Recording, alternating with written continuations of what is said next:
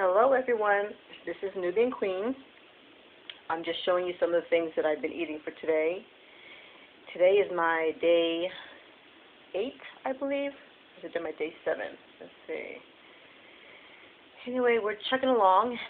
These are some fresh fruits, some apples and some pears, my glass of water, my mandarin oranges, my pita bread. These are some pita chips. These are good. Nice and crunchy. Take these and you dip it into the hummus.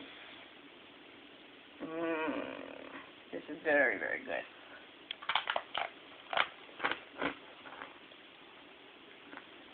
Great. And this right here is stuffed vine leaves. I think it's known also as dolma. It doesn't look too appetizing, but it's just grape leaves stuffed with, let's see, it says rice. Tender vine leaves, hand rolled, filled with rice, onion, mint, and dill. Very, very good.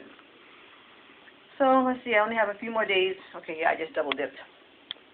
A few more days left until I'm over and finished with my fast and I can have some real meat. And this is me here. Alright. Come and join me. Thank you. Peace and blessings.